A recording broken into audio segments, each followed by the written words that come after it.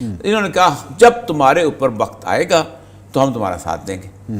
اچھا اس میں دو کام کیے گئے. ایک کام یہ کیا گیا کہ وقت ساتھ دے مطلب نیٹو جو ہے ساتھ آئے گا تو روس, اور باقاعدہ ایگریمنٹ لکھا کہ روس اگر تم پہ حملہ کرے گا تو ہم تمہارا ساتھ دیں گے, اور روس کو ایٹم بم واپس کرائے.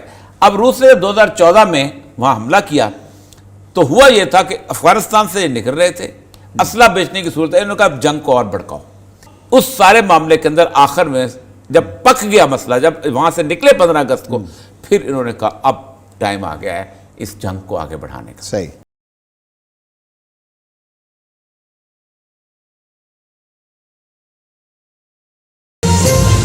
ذکر کر رہے تھے یوکرین تنازع کا, اوریہ صاحب نے کچھ حقائق پیش کیے ہیں. اوریہ صاحب کیا بات ہو رہی تھی کہ جی جو معاملہ ہے, ایک تو آپ نے کہا کہ رشیا کے ساتھ جو بڑھتی ہوئی قربتیں ہیں اس کا پاکستان کو اور عالم اسلام کو بھی فائدہ ہے.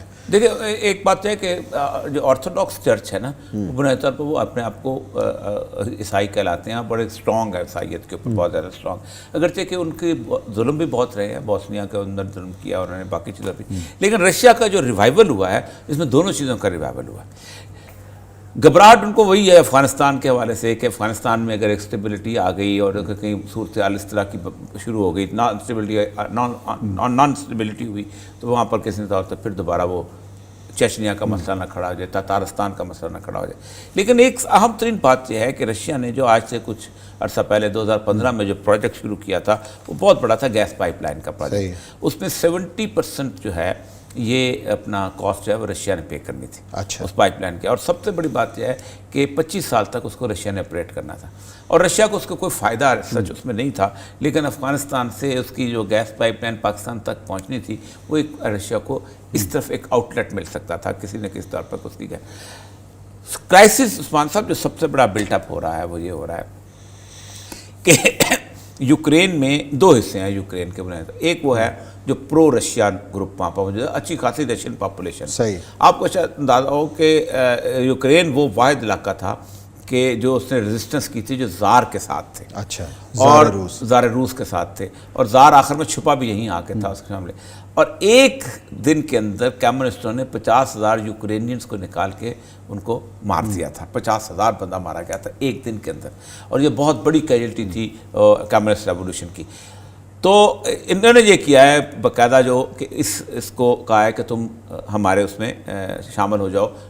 جب انہوں نے نیگوسیشن شروع کی, صحیح, ان کے پاس تقریباً کوئی 750 ایٹم بم تھے, اور یہ بہت بڑی تیسری بڑی آرمی طاقت تھی اس کے حساب سے, نیوکلیر بامز کے حساب سے. رشیا کو بھی ساتھ ملایا, رشیا کو ساتھ ملا کے کہا کہ نیگوسیشن کرو اور ہم تم کو لے. اب دیکھیں جب مفادات کا مسئلہ ہوتا ہے تو 750 جو بم تھے نا وہ انہوں نے روس کو واپس کروائے. اچھا. یعنی اپنے پاس نہ کہ امریکہ نے نہ یورپ نے, اس کو کروائے کہ ایک جو طاقت بنی ہے اس کو بنا رہنے دو اور نہیں نہ بنے. انہوں نے کہا جب تمہارے اوپر وقت آئے گا تو ہم تمہارا ساتھ دیں گے. اچھا اس میں دو کام کیے گئے. ایک کام یہ کیا گیا کہ وقت ساتھ دے مطلب نیٹو جو ہے ساتھ آئے گا تو روس, اور باقاعدہ ایگریمنٹ لکھا کہ روس اگر تم پہ حملہ کرے گا تو ہم تمہارا ساتھ دیں گے, اور روس کو ایٹم بم واپس کرائے. اب روس نے 2014 میں وہاں حملہ کیا تو ہوا یہ تھا کہ افغانستان سے نکل رہے تھے, اسلحہ بیچنے کی صورت ہے, انہوں نے کہا جنگ کو اور بھڑکاؤ. انہوں نے پھر وہاں پر وہ سارے کا سارا جو ہے نا وہ انسرجنسی شروع کی, اور پھر اسلحہ بھیجا اور سب کچھ کیا. 10-12 جگہ پہ انہوں نے قبضہ کر لیا. قبضہ کر کے یہ انٹرنیشنل لیول پہ دکھاتے رہے. وہ الیکٹڈ پریزیڈنٹ تھا. اچھا. وہ وکٹر جو تھا وہ الیکٹڈ پریزیڈنٹ تھا, لیکن کہتے تھے جمہوری جدوجہد ہے. آپ کو یاد ہوگا کہ 2014 میں جب وہ فروری مارچ میں, تو عمران خان صاحب یوکرین کا مثال دیا کرتے تھے, وہ دیکھو عوامی طاقت یوکرین میں انہوں نے اٹھا کے پڑے مارا. وہ الیکٹڈ پریزیڈنٹ کو پورے اٹھا کے پڑے مارا, اور پوری دنیا یہ کہہ رہی تھی کہ یہ جمہوری جدوجہد ہے, اور جمہوری ملک کہہ رہے تھے.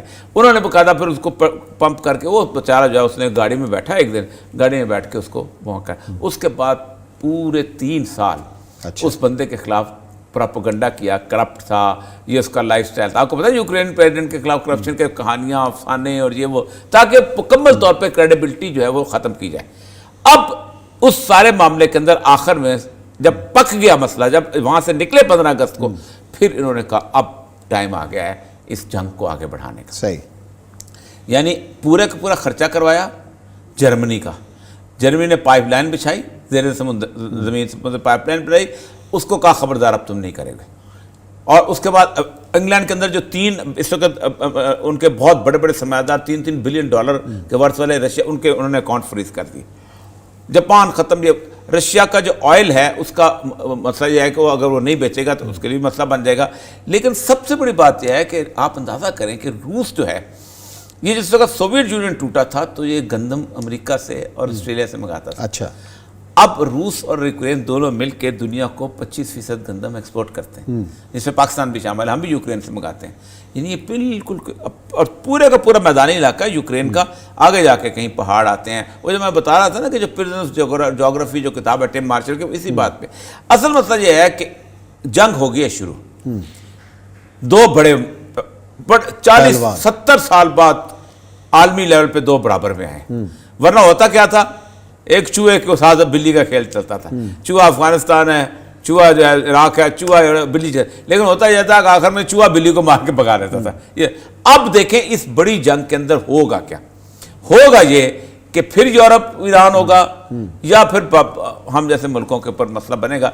मामला वही बन जाना है। इकोनॉमिक सूरत वो होनी है कि जर्मनी में वो बोरी भर के लेके जाते थे डबल रोटी खरीदने के लिए, और वहाँ जाके पता चलता था कि रेट बढ़ गया है। वापस आते थे और थोड़े से नोट और लेके जाते थे, इतना। अच्छा। इन्होंने कहा जब तुम्हारे ऊपर वक्त आएगा तो हम तुम्हारा साथ देंगे।